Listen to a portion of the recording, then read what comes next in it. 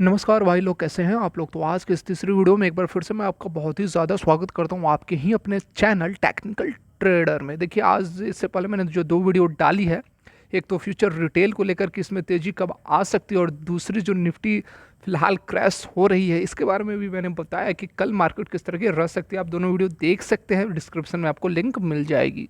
देखिए, आज के इस वीडियो की यदि हम बात करें तो रिलायंस कम्युनिकेशन के लिए एक और आप कह सकते हैं कि झटका या फिर बुरी खबर निकल कर आ रही है। यहाँ पर आरकॉम एजीआर ड्यूज से रिलेटेड यह खबर है, जो कि minister of communication for state यहाँ पर जो संजय धोत्रे हैं, उन्होंने कुछ स्टेटमेंट दिया है लोकसभा में, जिससे कि एक इम्पैक्ट पड़ना चाहिए रिलायंस कम्युनिकेशन के स्टॉक में। देखिए, रिलायंस कम्युनिकेशन की यदि स्टॉक की बात करें तो इम्पैक्ट या फिर इन खबरों का असर बहुत ज़्यादा देखने को आपको नहीं मिलेगा। मैं यह भी बता देता हूँ ऐसा क्यों है, क्योंकि देखिए, ये जो स्टॉक है, स्टॉक ऑलरेडी 2 रुपये से नीचे चल रही है, और इसका जो मेन फोकस है इसका, और रिलायंस कम्युनिकेशन वगैरह का जो रेजोल्यूशन प्लान बनने वाला है, उस पर इसका मेन फोकस है। जब वह पास हो जाएगी रेजोल्यूशन प्लान, जो कि अटका हुआ है, यही एजीआर ड्यूज को लेकर ही अटका हुआ है। बीच में सुप्रीम कोर्ट ने भी बोला था कि क्यों नहीं रिलायंस कम्युनिकेशन का जो एजीआर का ड्यूज़ है वह रिलायंस जियो को पे करना चाहिए। फिर डीओटी, डिपार्टमेंट ऑफ टेलीकम्युनिकेशन ने भी ऐसी बातें बताई थी।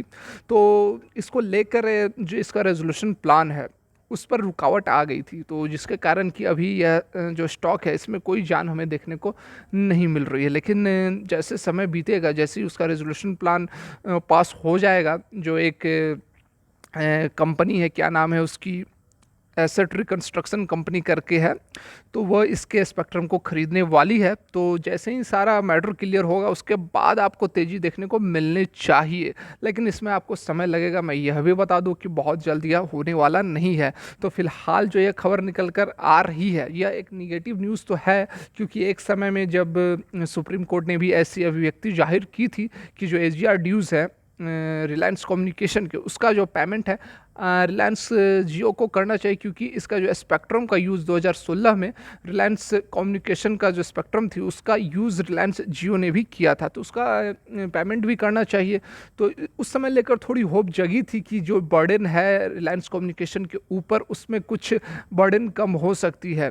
लेकिन फिर देखिए, जो स्टेटमेंट निकल कर आ रही है minister of communication for state की तरफ से, यह एक कह सकते हैं कि अच्छी बात नहीं है। यहाँ पर चलिए हम सीधे देखते हैं उस खबर को।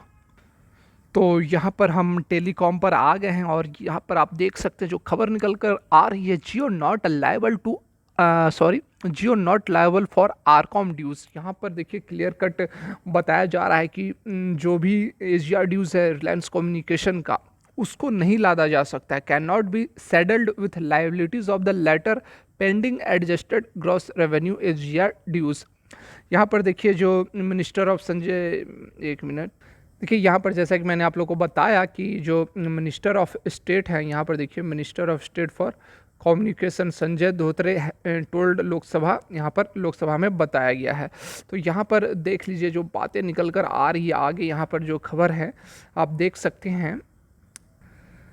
यहाँ पर लोकसभा में उनसे सवाल किया गया कि क्या जो स्पेक्ट्रम का ड्यूज़ है, जो एजीआर का ड्यूज़ है, वह उसको जियो को पे करना पड़ेगा क्या, वह हेल्ड लायबल है क्या। यहाँ पर देखिए जो सवाल पूछा गया था, उस पर उन्होंने जवाब दिया है कि ऐसी कोई बात नहीं है। जो भी स्पेक्ट्रम का यूज़ किया गया है, पार्ट ऑफ स्पेक्ट्रम का यूज़ किया गया है। यहाँ पर देखिए उन्होंने कहा कि पार्ट ऑफ स्पेक्ट्रम का यूज़ किया गया है, और जो स्पेक्ट्रम यूज़ किया गया है वह गाइडलाइंस जो अप्रूव हुई थी डीओटी के तरफ से, which has been approved by the DOT, department of telecom की तरफ से जो गाइडलाइंस अप्रूवल हुई थी, उसके अकॉर्डिंग किया है। कोई भी मतलब इसमें गलत बात नहीं है। यहाँ पर देख सकते हैं DOT under sharing guidelines of 2015, तो जिसके कारण कि यहाँ पर आप उसको पेमेंट करने के लिए बाध्य नहीं कर सकते हैं।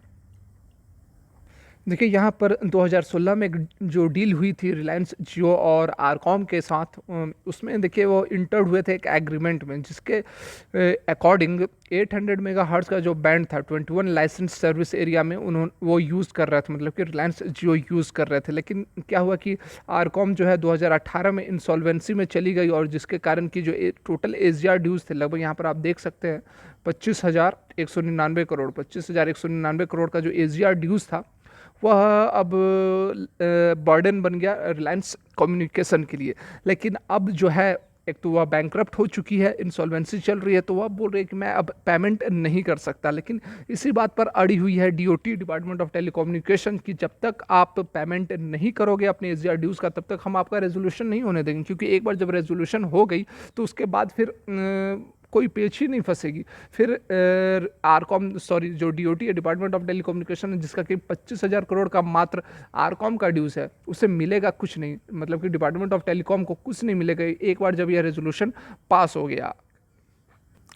तो इसी डर के कारण जो डिपार्टमेंट ऑफ टेलीकॉम है वह अड़चन लगाई हुई है कि रेजोल्यूशन प्लान जो है उसे पास नहीं होने दिया जाएगा। यहाँ पर आप देख सकते हैं एसेट रिकंस्ट्रक्शन कंपनी है जो कि बिड जीत चुकी है ऑलरेडी। मतलब एयरसेल का जो एसेट था इसने खरीद लिया है। एसेट रिकंस्ट्रक्शन कंपनी UVARCL, इसने एयरसेल का जो एसेट है उसे खरीद लिया है। और एट प्रेजेंट जो आरकॉम का एसेट है उसके लिए भी यह बिडिंग पे लगी हुई है। लेकिन समस्या वहीं पर आकर फंस रही है एसजीआर ड्यूज़ के लिए। तो देखिए आगे क्या होता है।